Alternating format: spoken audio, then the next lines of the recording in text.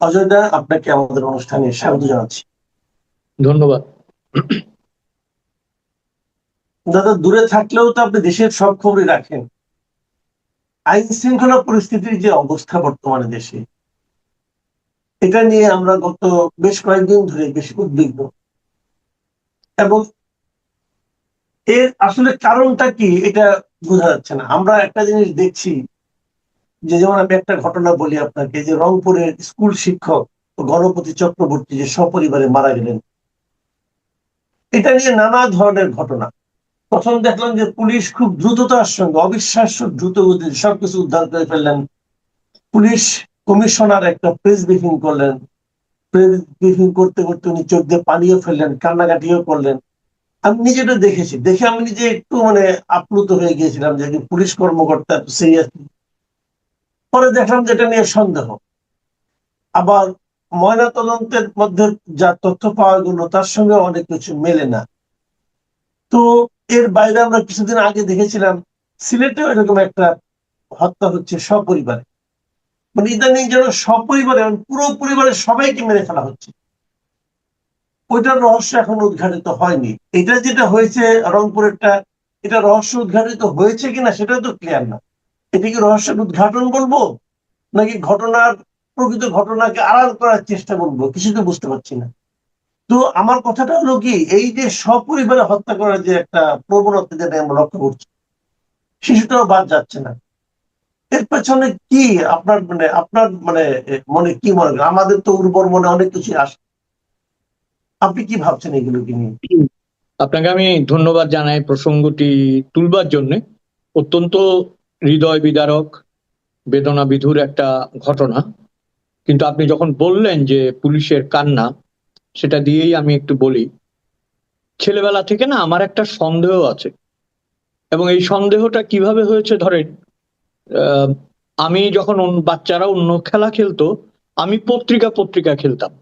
আমি কাগজ কেটে পত্রিকা বের করতাম নিজে নিজে, এবং ওই পত্রিকা আমি নিজেই খবর দিতাম, নিজেই খেলার খবর দিয়ে এরকম করতাম। তো পত্রিকা পড়ার স্বভাবের কারণে আমি ছেলেবেলা থেকে দেখতাম যে ধরেন একটা বাস গড়িয়ে খাদে পড়েছে, ওটা নিউজ করতো কি, একটি বাস খাদে পড়ে গেছে, 2 জন মানুষ ও 3 জন পুলিশ আহত। তো পুলিশ কি মানুষ না? যে 2 জন পুলিশ আর 3 জন মানুষ কেন? পুলিশও তো মানুষ। এই যে আপনি বললেন না যে পুলিশের চোখে কান্না, এটা আমাদেরকে আবেগ আপ্লুত করতেই পারে, করেছিল।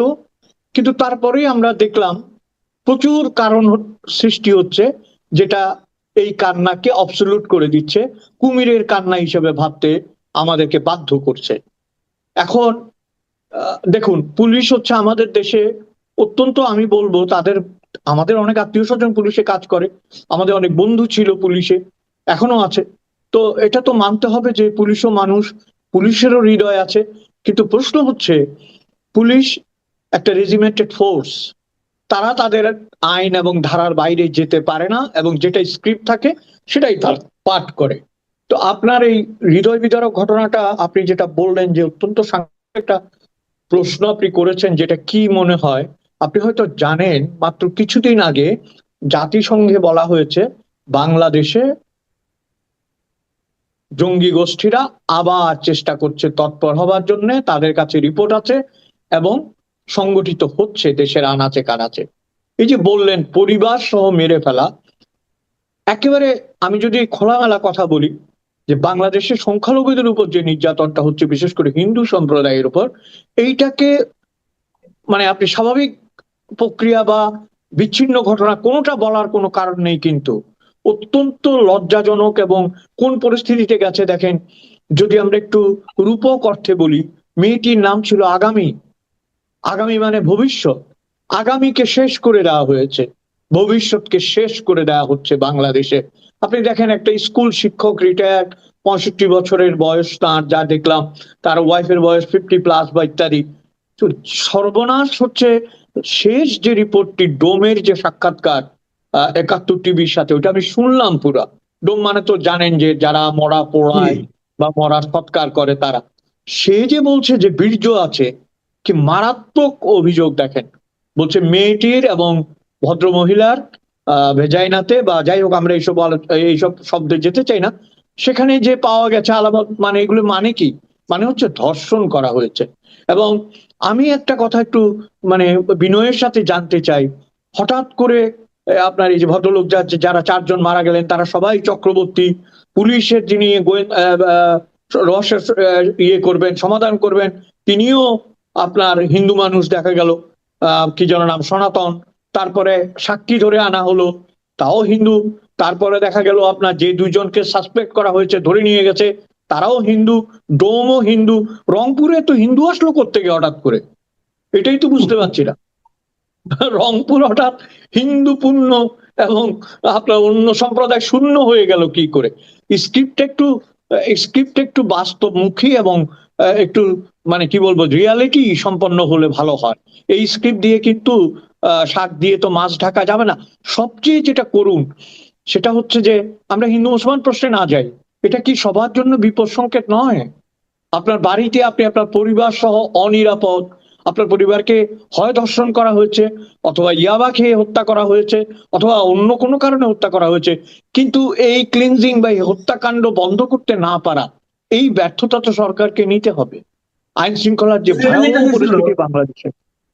আমি আপনাকে বলি, সিলেটে যে ঘটনাটা ঘটেছিল সপরিবারে, ওরা অবশ্য মুসলিম ছিলেন, কিন্তু ওরা আবার আওয়ামী লীগ করতেন এক সময়। আওয়ামী জি, পরিবার, আমি এখন নিউজের মধ্যে এই কথাটা আমার উল্লেখ আছে, নিউজের মধ্যে উল্লেখ করা হয়েছে যেটা আওয়ামী পরিবার। মানে আওয়ামী পরিবার হলে কি তাহলে হত্যাটা আর হত্যা থাকে না নাকি? এটা তো আওয়ামী পরিবার, সংখ্যালঘু পরিবার, প্রগতিশীল পরিবার, বামপন্থী পরিবার, মানে এদের আর বাঁচার কোনো অধিকার নাই, তাই তো? এখন এটা হ্যাঁ, কি শুধু বলবেন? হ্যাঁ, তার মানে শুধু বাঁচবে মব পরিবার আর মৌলবাদ পরিবার, এই তো। এখন দেখেন, আমরা যদি একটু ভেতরের দিকে যাই, আমি আবারও বলছি, আমি প্রতিবারই এই শোতে বলি যে সবচেয়ে বিপজ্জনক হয়েছে আমাদের সুশিক্ষিত নামে পরিচিত মানুষের সরকার। উনি আমাদের এই ঢাকনাটা খুলে দিয়ে গেছেন। এই যে একটা ঢাকনা কি হয় জানেন, ম্যানহোলের যে ঢাকনা থাকে, এটা কারণ হচ্ছে গন্ধ এবং আবর্জনাকে চেপে রাখতে হয়। উনি আমাদের এই ঢাকনাটা খুলে দিয়ে চলে গেছেন, আমি বারবার বলছি কিন্তু। এবং এই নির্লজ্জের মতো তার প্রেস সেক্রেটারি এখনো কথা বলে, বিভিন্ন জায়গায় এসে উনি কথা বলে এখনো, আমি দেখেছি বিভিন্ন অনুষ্ঠানে। কিন্তু কেউ তাকে, একমাত্র আব্দুল তুষারকে আমি মাঝে মাঝে দেখেছি তাকে স্পষ্ট করে বলতে। তা এই মানুষগুলো আমাদের যে ক্ষতি করে গেছে, এই যে ম্যানহোলের ঢাকনা খুলে দিয়ে গেছে, সেই ঢাকনাটা এখনো লাগানো যাচ্ছে না। এবং দেখেন, আমি বলি কিভাবে খুলে দিয়ে গেছে। কতগুলো যে হত্যাকাণ্ড তখন হয়েছে, এই যে আপনি বললেন আওয়ামী পরিবার, মানে চামড়া ছুঁড়ে ফেলেছে মানুষের। হ্যাঁ, তারপরে ধরেন যাকে ইচ্ছা তাকে গলায় জুতার মালা দিয়ে মেরে। সবচেয়ে বড় কথা হচ্ছে কতগুলো প্রতিষ্ঠান থাকে দেশে, 32 নম্বরটা বুলডোজার দিয়ে ভেঙেছে। আর এই লোক বলছে যে আমরা আমরা জানতাম না। কত বড় মিথ্যুক আপনি দেখেন। What a liar he is. আপনি ঢাকা শহরে ধানমন্ডিতে বুলডোজার যাচ্ছে একটার পর একটা, আর আপনি জানেন না। আমি ওই প্রসঙ্গে যেতে চাই না, আমি যেটা বলতে চাই, মানুষের জীবন বিপন্ন করার সময় এসেছিল আপনার এই 5ই আগস্টের পরের কিছুদিন পর থেকেই শুরু হয়েছিল। এবং তারা চলে যাওয়ার পর সেই ঘটনার পুনরাবৃত্তি এখনো চলছে। এবং আরেকটা জিনিস যেটা সবাই বলার চেষ্টা করছে, যে বাংলাদেশে যে প্রগতিশীলতা এবং সংখ্যালঘু এবং নিরীহ মানুষকে হত্যার যে প্রবণতা, এটা কিন্তু একটা ব্যাপক আকার ধারণ করছে। এই যে আপনি সিলেটের কথা বললেন, ট্যাগ দেওয়া হয়েছে আওয়ামী পরিবার, এখানে বলা হচ্ছে হিন্দু পরিবার। এবং আপনি যদি সামাজিক মিডিয়ায় দেখেন, কিছু কিছু কমেন্টস আছে যেগুলি পড়লে আপনার বমি আসবে, গা গুলাবে। ইয়াং ছেলেরা বলছে যে কি হয়েছে, মারা তো যেতই, দর্শন করলে সমস্যা কি? আপনি খেয়াল করেন বিকৃতি কোন পর্যায়ে চলে গেছে। এই বিকৃতি থেকে যদি সমাজকে উদ্ধার করা না যায়, কেউই কিন্তু নিরাপদ না। হম। আবার আপনি দেখেন, আমি যত কিছু বলি না কেন, মানে আমি তো বলবো যে ঘটনাগুলির জন্য দায় আলটিমেটলি কিন্তু আমাদের সরকারকে নিতে হবে, স্বরাষ্ট্রমন্ত্রীকে নিতে হবে। নিতে হবে। দেখুন, যদি পুলিশের যে প্রথম প্রাথমিক যে বক্তব্য যে ইয়াবা সেবন করতে গেল, তারপরে তাদেরকে বাধা দেওয়া, তারা এগুলো করলো, আমি যদি এটা ধরেও নেই যে ঠিক আছে এটাই সত্য, তো ইয়াবা সেবন করা এটাও তো স্বরাষ্ট্র মন্ত্রণালয়ের একটা ব্যর্থতা। দেশে ইয়াবা আসবে কেন? ইয়াবা কি আমাদের এখানে ফ্যাক্টরি আছে বাংলাদেশে? বাইরের থেকে আসে কেন? আপনি ফেরাতে পারেন না কেন? এগুলো কি সরকারের দায় না? আবার দেখুন, একই সময় চাঁদাবাজিটা, সারা দেশে চাঁদাবাজি এমন ভাবে বেড়ে গেছে আপনি চিন্তা করতে পারবেন না। চাঁদাবাজি নিয়ে প্রশ্ন হচ্ছে। ব্রাহ্মণবাড়িয়ায় দেখলাম যে আপনার পুলিশ লাইন্সে একটা সাংস্কৃতিক অনুষ্ঠান হচ্ছে, সেখানে যে হামলা করছে, পুলিশ আহত হচ্ছে, কিন্তু পরে দেখা গেল পুলিশকে সাসপেন্ড করা হলো।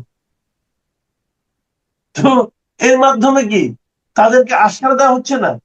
এক্স্যাক্টলি, আপনি যেটা বললেন যে ইয়াবার কথা, একমাত্র বাংলাদেশে একটা মানুষের নাম হয়ে গিয়েছিল ইয়াবা বৌদি, আপনি চিন্তা করতে পারেন। হুম, এবং সে আবার টেকনাফের চেয়ারম্যানও হয়েছিল। হ্যাঁ, তারপরে এমপি ছিল। যেটা যে সরকারকে তাড়ানো হয়েছে বলে দাবি করা হয়, সেই ফ্যাসিস্ট সরকার যাকে বলা হয়। আবার দেখেন, এখানে একটা কথা বলি ভাই, ফ্যাসিস্ট কথাটা বলতে বলতে বলতে বলতে এমন এক জায়গায় আনছে, এখন এই কথাটা বলতে ইচ্ছে করছে কি জানেন? আপনাকে যদি ভাই এখন আমি সুযোগ দিই, ইতালিতে যাবেন, লাভ দিয়ে বলবে ভাই আমার পাসপোর্ট আর টিকিটটা আপনি করে দেন, আমি আপনারা টাকা দিতেছি, আমার ইতালি পাঠান। ইতালি হইলো মুসলিনীর দেশ, কিন্তু প্রথম ফ্যাসিস্ট, বুঝছেন, সবচেয়ে বড় জি। ফ্যাসিস্ট।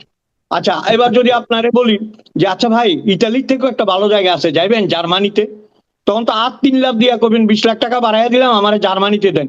জার্মানি তো ফ্যাসিস্টের বাবার দেশ, হিটলারের দেশ, ঠিক না? একটা যদি ফ্যাসিস্টের দেশ, আর একটা ফ্যাসিস্টের বাবার দেশ। তো প্রশ্ন হচ্ছে কি জানেন, ফ্যাসিস্ট তাড়াইছেন ঠিক আছে ভাই, কিন্তু ইয়াবা তো তাড়াইতে পারেন নাই, ইয়াবা তাড়াতে পারেননি। এবং আপনি যেটা বললেন যে ইয়াবা আসে কিন্তু আমাদের পাশের দেশ থেকে। হ্যাঁ, এই যে বার্মা থেকে বেশি আসে বলে জানি আমি, যতটুকু জানি মিয়ানমার থেকে। এই সাংঘাতিক নেশা আসলে কি হয় জানেন, এখানে একটা কথা বলা খুব প্রয়োজন মনে করছি আমি। যখন এই যে একটু আগে আপনি নিজেই বললেন ব্রাহ্মণবাড়িয়ার কথা, এটা তো একটা সিগন্যাল। গান বন্ধ করে দেওয়া, সঙ্গীত বন্ধ করে দেওয়া, এবং আমাদের যিনি নতুন তথ্যমন্ত্রী হয়েছেন, আম, আন্দালিব রশিদ রাশিদি, কি যেন আন্দালিব, আন্দোলনের পার্থ। আন্দালিব পার্থ, আরেকটা মাঝখানে কি নাম আছে, হ্যাঁ, তো সুদর্শন ভদ্রলোক, এবং আত্মীয়তা সূত্রে আওয়ামী লীগেরও আত্মীয়, আবার বিএনপিও করেন বা অন্য দলের সাথেও মানে মোর্চায় আছেন। তো উনি আবার বলছেন তথ্যমন্ত্রী হয়ে যে এই ধরনের কোনো বাধ্যবাধকতা নাই, এগুলো চলবে না। চলবে না মুখে বললে তো হবে না, ওরা তো হারমোনিয়াম ভেঙে ফেলছে প্রতিনিয়ত। হ্যাঁ, আলাউদ্দিন খাঁর যে স্মৃতি বিজড়িত ব্রাহ্মণবাড়িয়া ধ্বংস করে দিয়েছে প্রায়। হ্যাঁ, বাদ্যযন্ত্রগুলো তাদের চোখের শত্রু হয়েছে। তো আমি যে কথাটা আপনাকে বলতে চাচ্ছি, গান থাকবে না, সঙ্গীত থাকবে না, নাচ থাকবে না, আপনার কি বলে এটাকে আবৃত্তি থাকবে না, প্রেম থাকবে না, বিরহ থাকবে না, তাহলে কি থাকবে? উন্মাদনা, গাঁজা, ফেন্সিডিল, এগুলো থাকবে। দেখেন, এই যে বয়ানগুলি হয়, ধর্মের নামে যে বয়ানগুলি হয়, সেখানে এক সম্প্রদায়ের বিরুদ্ধে, অন্য সম্প্রদায়ের বিরুদ্ধে, প্রগতিশীলতার বিরুদ্ধে, সঙ্গীতের বিরুদ্ধে, এগুলো নিয়ে নানা কথা বলে। কিন্তু কখনো আপনি শুনেছেন যে মাদকের বিরুদ্ধে বলে? বলে ওরা যদি ক্যাম্পেইন করতো যে মাদকের বিরুদ্ধে, তাহলেও তো কাজ হইতো। তার মানে কি, তলায় তলায় একটা কিন্তু, আমি বলবো তলায় তলায় একটা বিভিন্ন ধরনের ষড়যন্ত্রে বাংলাদেশ নিমজ্জিত হয়ে আছে। এবং এই যে গান বাজনা, এগুলি যদি প্রোটেক্ট করতে না পারে বিএনপি, বিএনপি কি ভুলে গেছে যে বিএনপির যিনি প্রধান, যাকে মুক্তিযুদ্ধের ঘোষক দাবি করে তারা রাজনীতি করছেন, সেই ভদ্রলোক, আমাদের জিয়া রহমানের কথা বলছি, প্রথম বাংলাদেশ আমার শেষ বাংলাদেশ, তারপরে সূর্যোদয়ে তুমি, সূর্যাস্তে তুমি, এগুলি বিএনপির সিগনেচার সঙ্গে পরিণত হয়ে গেছিল, যে কারণে আওয়ামী লীগের আমলে এইসব গান বাজানো হতো না। আওয়ামী লীগের যেমন জয় বাংলা, বাংলা জয় ছিল, এদের ছিল। আমি বলতে চাচ্ছি কি, তখন সঙ্গীতটা সবাই গ্রহণ করেছিল। আজকে সঙ্গীত গ্রহণ করে যদি প্রতিরোধ দাঁড় করানো না যায়, তারপরে তো একদিন আপনি দেখবেন যে রাষ্ট্রীয় অনুষ্ঠানেও আর গান বাজনা হবে না। এবং সেই প্রক্রিয়ার জন্য তো আমাদের বিরোধী দল রয়েছেই। আপনি একটা জিনিস খেয়াল করেন তো, যখন জাতীয় সঙ্গীত গীত হয়, পৃথিবীর বিভিন্ন দেশে আপনি দেখবেন সবার ঠোঁট বিড়বিড় করে, আমাদের বিরোধী দলের ঠোঁট কিন্তু বিড়বিড় করে না। অর্থাৎ তারা না পারতে এটাকে মেনে নিয়েছে। এই যে সঙ্গীতের প্রতি অনীহা, এই যে সঙ্গীতের প্রতি অবজ্ঞা, এবং আমাদের সংস্কৃতির প্রতি যে বিরাগ, সেটা আস্তে আস্তে ক্রোধে পরিণত হচ্ছে, এবং সেই ক্রোধ একদিন আমাদের আগুন জ্বালিয়ে শেষ করে দিতে পারে বলে আমার আশঙ্কা হয়। এখন এই যে সাংস্কৃতিক কর্মকাণ্ড নিয়ে যে প্রসঙ্গটা উঠেছে, ব্রাহ্মণবাড়িয়ার প্রসঙ্গে একটু একটা কথা বলে শেষ করি। ওই সম্পর্কে বলতে যে আমাদের স্বরাষ্ট্রমন্ত্রী বলেই ফেলেন যে ব্রাহ্মণবাড়িয়ার কথা আলাদা। ব্রাহ্মণবাড়িয়ার কথা আলাদা কেন হবে? ব্রাহ্মণবাড়িয়া কি এই দেশের অংশ নয়? আলাদা কেন হবে? ব্রাহ্মণবাড়িয়াতে উনার জানা উচিত, আমরা পছন্দ, আমাদের বিএনপি পছন্দ করুক বা না করুক, ব্রাহ্মণবাড়িয়া যে রুমিন যিনি জিতেছেন, তিনি কিন্তু শক্তিশালী কথা বলেন। তার কাছ থেকে তার ভূমিকাগুলো শেখা উচিত বলে আমি মনে করি। আপনি স্বরাষ্ট্রমন্ত্রী হয়েছেন তো কি হয়েছে? বাংলাদেশে এরকম বহু স্বরাষ্ট্রমন্ত্রী আমরা দেখেছি। সেই মনসুর আলী সাহেবের আমল থেকে আপনার ওই কি লুৎফুজ্জামান বাবর, হ্যাঁ, লুকিং ফর শত্রুস, বহু স্বরাষ্ট্রমন্ত্রী প্রতিমন্ত্রী আমরা দেখেছি, ইনক্লুডিং সোহেল তার সহ নানা ভাঁড়, বহু কিছু দেখেছি আমরা। স্বরাষ্ট্রমন্ত্রী টেকে না, টেকে কিন্তু আপনার আমাদের সংস্কৃতি, টেকে আমাদের সমাজ, টেকে আমাদের যেটা আমি বলি যে আমাদের বাংলাদেশের যে নর্মাল লাইফের যে প্রক্রিয়াগুলো সেগুলো বারবার টিকে যায়।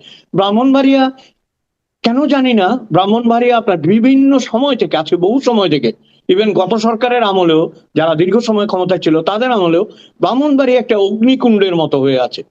ওখানে প্রায় মারামারি হয় আপনি দেখবেন, এবং দা বল্লম ছুরি নিয়ে দুই পক্ষ তেড়ে আসে, এরকম বহু দৃশ্য দেখেছি আমরা। প্রশ্ন হচ্ছে পুলিশ কি জানে না? পুলিশ যদি না জানে, আপনি বলেন, আপনার হয়তো মনে আছে ঢাকায় এক বিদেশি গুরুত্বপূর্ণ মানুষের একটা ওয়ালেট এবং একটা ল্যাপটপ চুরি হয়েছিল, 12 ঘন্টার মধ্যে পুলিশ সেটা বের করে দিয়েছে, উইদিন 12 আওয়ার্স। 12 ঘন্টার মধ্যে পুলিশ সেটা বের করে তার হোটেলে পৌঁছে দিয়েছিল। পুলিশ পারে না এমন কোনো কাজ নেই, কিন্তু পুলিশকে দিয়ে এই কাজটা করাতে হবে। তো স্বরাষ্ট্রমন্ত্রীর কাজ হচ্ছে পুলিশকে দিয়ে এই কাজটা করানো। সেখানে যদি তিনি এই প্রসঙ্গ এড়িয়ে গিয়ে শান্তি পায়, তাহলে তো আমি বলবো যে অন্ধ হলে কি প্রলয় বন্ধ থাকে? অন্ধ হলে তো প্রলয় বন্ধ থাকবে না। প্রলয় হচ্ছে ভাই, চোখটা মেলেন এবং দেখেন, চোখটা মেলে দেখেন। আমরা অন্য একটা প্রসঙ্গে যাই। আপনি খেয়াল করেছেন নিশ্চয়ই এর মধ্যে যে আমাদের পররাষ্ট্র প্রতিমন্ত্রী যিনি হয়েছেন নতুন, যিনি এক উপদেষ্টা ছিলেন, তিনি কিছু কিছু কর্মকাণ্ড করছেন, এগুলো তার আচরণ, তাকে একটা প্রশ্ন করা হয়েছে, যে প্রশ্নের উত্তর হ্যাঁ অথবা নাতেই দেওয়া যায়, সেটা নিয়ে উনি অনেক জ্বালা টালা নিয়ে আলোচনা করছেন। এটা নিশ্চয়ই আপনি চোখে পড়েছে। এই জ্বালা নিয়ে আপনি কি করবেন? প্রথম কথা হলো, ওনাকে আমি একটা ধন্যবাদ দিতে চাই, জ্বালাটা প্রথম আলোর বিরুদ্ধে হয়েছে এই জন্য, বুঝছেন, কারণ নিউজটা প্রথম আলো করছে। হ্যাঁ, এই জন্য জ্বালা শব্দটা ভালো লেগেছে আমার। কিন্তু উনি এটা বলতে পারেন না। উনার উচিত ছিল, উনি দ্বৈত নাগরিক কিনা। ঠিক আছে, এখানে আপনাকে একটা কথা বলি, এই প্রথম আলোর অন্যতম লেখক, আমি নাম বলতে চাই না, আমাদের বন্ধু মানুষ, হ্যাঁ, উনি অনেকদিন চুপচাপ ছিলেন অথবা গা ঢাকা দিয়েছিলেন, আবার এসে এখন কথা বলেন। এই দেখেন, এই যে রংপুরের ঘটনা, আমি কেন বলছি কথাটা, এই যে রংপুরের ঘটনা, ব্রাহ্মণবাড়িয়ার ঘটনা, ঢাকার ঘটনা, সিলেটের ঘটনা, কোনো টু শব্দ করে না। যেই নিজের পত্রিকার বিরুদ্ধে এটা লেগেছে, ওই যে জ্বালাটা, সাথে সাথে একটা স্ট্যাটাস দিয়া বলছে জ্বালা কার হয়েছে এটা আপনার চিন্তার দরকার নেই, আপনি বলেন সত্য কি মিথ্যা। এইটাতে আপনি খেপে উঠছেন কারণ আপনার গায়ে লাগছে, তাই তো? অন্যগুলো আপনার গায়ে লাগে না, তাই না? মানে যখন প্রথম আলো অফিসে আগুন দেওয়া হলো তখন শুধু রিয়েক্ট করবে, অন্যদের পুরে ছাই হয়ে গেলে ওখানে গিয়ে মূলাটা খাবে, আলুটা খাবে পোড়াইয়া, তাই তো? কিন্তু প্রশ্ন হচ্ছে, আমি এই প্রতিমন্ত্রীকে মোটেই সমর্থন করছি না। আপনি হয়তো জানেন যে ডুয়েল সিটিজেনশিপ আমাদেরও আছে, আমরা অস্ট্রেলিয়ারও সিটিজেন, জন্মসূত্রে আমরা বাংলাদেশেরও সিটিজেন, কিন্তু নিয়ম হচ্ছে আপনি যদি ওই দেশে রাজনীতি করতে যান, এই দেশে অনেকে করে গেছিল, এই আপনার শেখ হাসিনার সময়ে অনেককে আমি জানি যারা টেম্পোরারি স্থগিত করা যায়, তারা টেম্পোরারি ওটাকে স্থগিত করার জন্য অনুরোধ করে দেশে চলে গিয়েছিল, কেউ কেউ ফিরে এসে আবার ওটাকে বহাল করেছে, আর যারা মনে থাকবে সিদ্ধান্ত নিয়েছে তারা এটাকে ত্যাগ করে যায়। উনার উচিত ছিল একটা পরিষ্কার বয়ান দেওয়া যে আমি এটা রাখি নাই, অথবা এইভাবে আমি আছি, এটা না বলে কার জ্বালা হয়েছে কার জ্বালা হয়নি। ভাই আমি একটা জিনিস দেখলাম আপনার, মানে আমরা চাই বেশি, হয়তো পাই খুব কম যে কোনো সরকারের কাছে।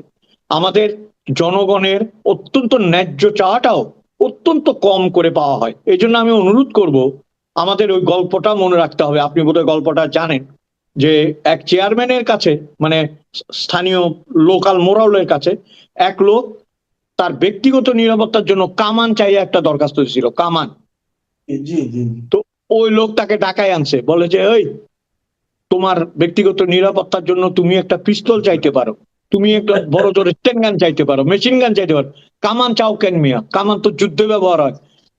কামান চাই কেন স্যার? কমু কখন মনে আছে গত বছর, তার আগের বছর এই যে বিয়াগুলি হইলো, আপনার কাছে ওরা 30 কেজি চাল 50 কেজি চিনি চাইছিল, আপনি কাটতে লেগছেন 2 কেজি চাল আর 5 কেজি চিনি দিতে। তো আমি কামান চাইলে না, আপনি কাটতে কাটতে আমার একটা পিস্তল দিবেন, পিস্তল চাইলে তো কিছুই দিবেন না।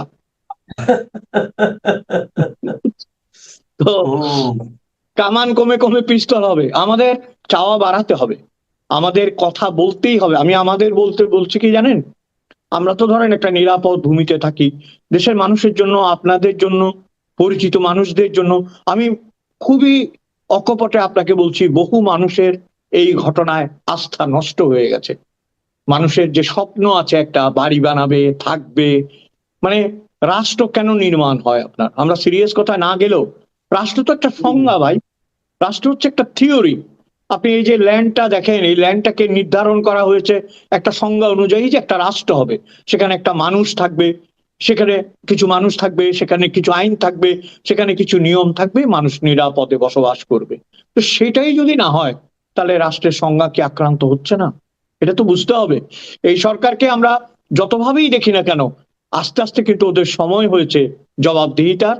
এবং যত এই ঘটনাগুলি বাড়বে, তত কিন্তু নেগেটিভ ইফেক্ট বাড়বে এবং পপুলারিটি ক্রমশ ক্ষয়িষ্ণু হতে থাকবে। এটা মনে রাখতে হবে।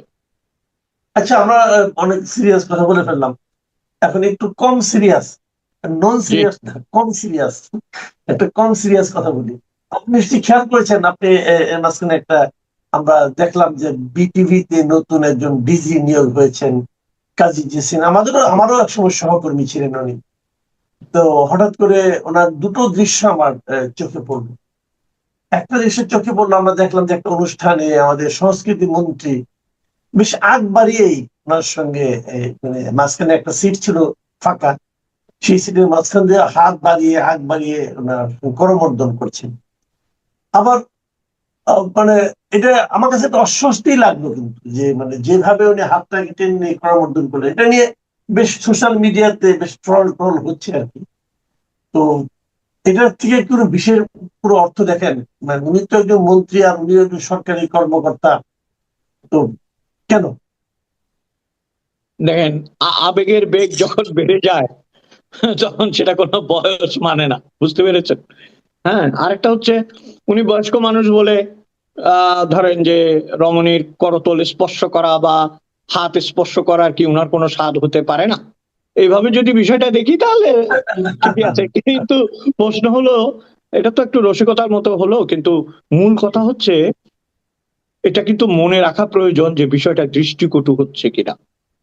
Right. যখনই আপনি পাদপ্রদীপের আলোয় থাকবেন, যে কোনো কারণে হোক, আপনি মন্ত্রী হন, সচিব হন, কোনো গুরুত্বপূর্ণ পদে আসীন হন, তখন ক্যামেরা এবং ফোকাস আপনার উপর থাকবে।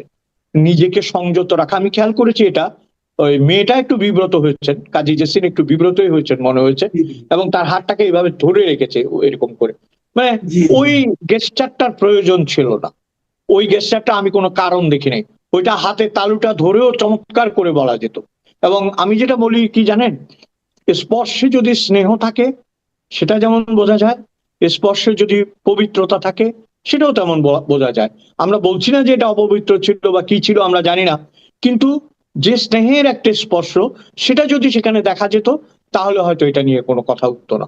তো আমি বলবো যে ধরেন, নিতাই রায় চৌধুরী উনার নাম, তো গৌর নিতাই মানে তো জানেন, যারা সাধু হয়ে গেছিল এবং যাদের ছবি হিন্দুরা টানিয়ে রাখে সাধু বলে। তো আপনি সাধু না হন, অন্তত গৌর নিতাই নিতের মর্যাদাটা রাখেন, এটা আর কি, তাহলে একটু ভালো হয়।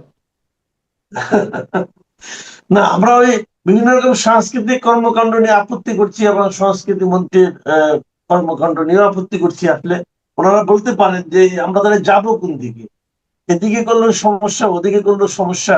না না না, আমরা তো উনাকে হাতের দিকে যেতে নিষেধ করেছি, আর সব তো ঠিক আছে, বাকি কিছু তো আমরা নিষেধ করিনি। আচ্ছা, ঠিক আছে, অনেক ধন্যবাদ। আমরা আসলে সিরিয়াস আলাপ দিয়ে শুরু করলাম, শেষ দিকে একটু হালকা করার চেষ্টা করলাম, তাতেও হালকা হলো না। এই কারণে কি, সমস্যাগুলো তো থেকেই গেল। একদম হম। শুরুতে আপনি যে কথাটা বলেছিলেন সেটা দিয়ে আমি শেষ করি। আপনি কিন্তু একটা আশঙ্কার কথা বলেছিলেন, সেটা হলো তাহলে কি এগুলো জঙ্গিবাদ কি আবার ফিরে আসছে? আন্তর্জাতিক সম্প্রদায়ের মাঝখান থেকে যেন একটা আশঙ্কা দেখা গিয়েছিল, এবং প্রতিবাদ সব সময় সকল সরকারের যে প্রবণতা যে এটাকে অস্বীকার করা, আমাদের এই সরকারও অস্বীকার করছে। কিন্তু গণপতি চক্রবর্তীকে সপরিবারে যে মৃত্যু মানে নিহত হতে হলো, এটাকে অস্বীকার করবেন কিভাবে? সিলেটে যে একটা আওয়ামী পরিবারকে সপরিবারে নিহত হতে হলো, এবং দৃশ্যত কোনো কারণ ছাড়া, কেউ বলতে পারছে না কারণটা কি। এদের অপরাধটা কি ছিল এটা কেউ জানে না, এবং অপরাধটা সরকার বেরো করতে পারছে না। তাহলে কাকে দায় দিবেন? আমি এখানে একটা কথা আমি একটু ধরে দিই, অন্তর্বর্তীকালীন সময়ে সরকারের সময় অনেকগুলো শীর্ষ সন্ত্রাসী কিন্তু জেলখানা থেকে বেরিয়ে গিয়েছিল, অনেক অস্ত্র কিন্তু লুট হয়েছিল, কেউ কিন্তু উদ্ধার করেনি এবং করার চেষ্টা করেছে কিনা তাও যায় না। জীবনের আপনি শেষ করে যান আলোচনাটা। আমি যে কথাটা বলতে চাচ্ছিলাম আপনাকে, যে ওই শেখ হাসিনার সময় আমি সবসময় একটা কথা বলার চেষ্টা করেছিলাম, যে আপনার যদি ক্যান্সার হয়, আপনাকে আমি যতই ব্র্যান্ডেড শার্ট পরাই, চকচকে জুতো পরাই, টাই পরাই, ঘোরাই না কেন, আপনার কিন্তু প্রয়োজন আসলে কেমোথেরাপি। এবং কেমোথেরাপি যদি আপনি না নেন, এক সময় কিন্তু আপনি মারা যাবেন অথবা আপনি পঙ্গু হয়ে যাবেন। এবং তারা কিন্তু তাদের পরিণতি তাদের ভোগ করতে হয়েছে। এই যে আপনি বললেন না যে অস্বীকার করার প্রবণতা, এই পরিবারটা কেন মারা গেছে এটা মানুষের জানার অধিকার নেই? আপনার একটা বাচ্চা ছেলে, আমার কি মায়া লেগেছে, ছেলেটা হারমোনিয়াম বাজিয়ে গাচ্ছিল, আমরা সবাই রাজা আমাদের এই রাজার রাজত্বে, রবীন্দ্রনাথের গানটি